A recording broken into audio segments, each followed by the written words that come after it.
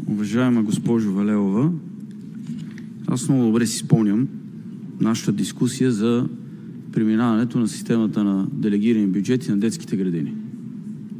И тогава пак се използваха едни страшни думи, като днеска геноцид чухме във връзка с кастриране на кучета. И сега пак има някакво тръшкане и някакво кахарене за една наредба, която всъщност е абсолютно подкрепена от всички училища в община Благоевград, в което вие успяхте да се уверите по време на водената от вас комисия. Когато постоянно се опитвахте да наведете към, че нещо не е уточнено, че нещо не се е разбрало, че какъв проблем щял се създаде, не знам си кое училище, излиза директора на училището и казва: не, напротив, ние проведохме срещи с администрацията, те ни чуха, отразиха корекциите, това, което имахме като неоснователно притеснение, ни обясниха защо е неоснователно. Закона, разбира се, дава на вас право да изразявате становища и да правите предложения. На нас ни дава право да преценим дали да ги приемем и дали да ги сложим в определено предложение, което излиза от администрацията. И аз мисля, че това е коректно. Вие може да си правите вашите предложения, Общински съвет да ги приеме, но ние не сме длъжни да приемаме предложенията, които вие предлагате в нашите предложения. Няма такова изискване и очакване. Нито това отразява каквото и да било лично отношение към вас. Няма такова нещо. Напротив, ние се отнасяме с най-голямо уважение към вас. В проекта на наредба, който ни бяхте дали още преди време, само за да дам един пример, защо не стъпихме по никакъв начин на тези неща, защото на нас ни се сториха странни. Примерно в член 31 пише: за изпълнение на задълженията по член 5 алинея 4 от настоящата наредба, след всяко от класирането в системата за прием на всяко училище и така нататък. Отварям същия проект на вашата наредба и член 5 алинея 4 няма. Просто не съществува такъв. Но пък, за да мога да видим откъде се е пръкнал този текст, знаете, че в интернет има една възможност да провериш един текст откъде е. От наредбата в Пордим. Никъде друга да го няма. Такъв текст не съществува никъде друга, освен в наредбата в Пордим.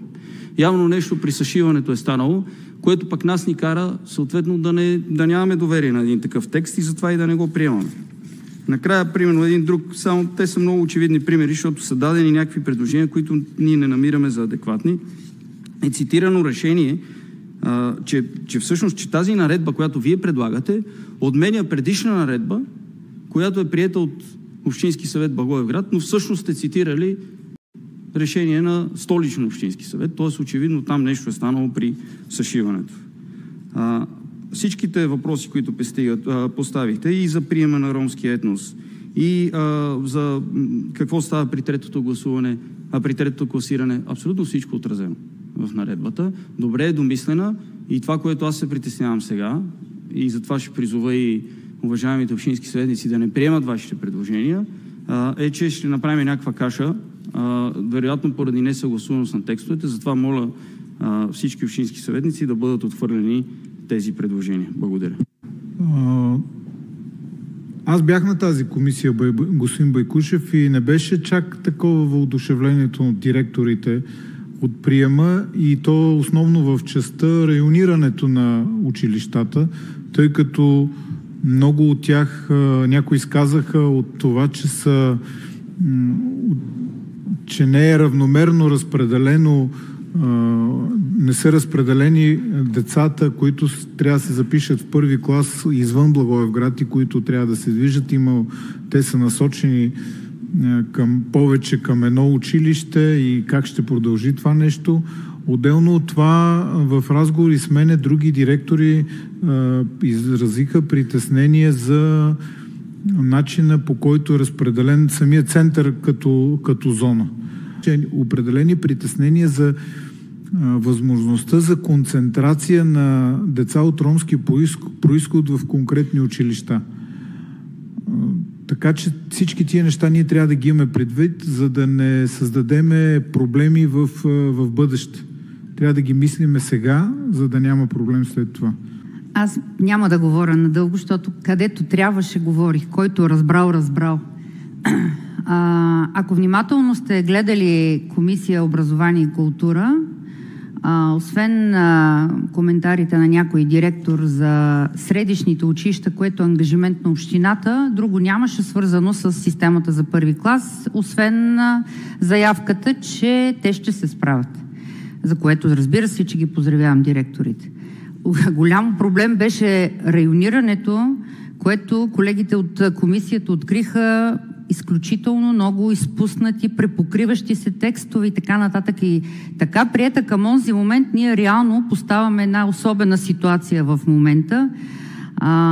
Какво ще се случи? Ние не разбрахме, пък камо ли родителите, които тепърва ще подават регистрация в тази платформа, кой район е техен и кой не. Надявам се поне забележките, които ви бяха направени от колегите от комисията по отношение на прилежащите райони, да сте се справили, защото това е едно от най-важните неща, свързани с приема. И това, което намеквате за това, което съм ви предложила като наредба май месец, да, вие не сте длъжен да го приемете, но в мотивите можехте да напишете това поради откриване на некоректни текстове. Защото ако говорим за некоректни текстове, самите вие като администрация направихте предложение за прием на тази система. В предложението си ни давате предложението за прием и същото време отменяте системата за прием на детските градини. И ако не бях обърнала внимание за това, ние в момента щяхме да изключваме системата за детските градини и да приемем тази за първи клас. Така че технически грешки се допускат от всички и тук не сме да си намираме грешките, да натърсиме варианта да предложиме най-доброто.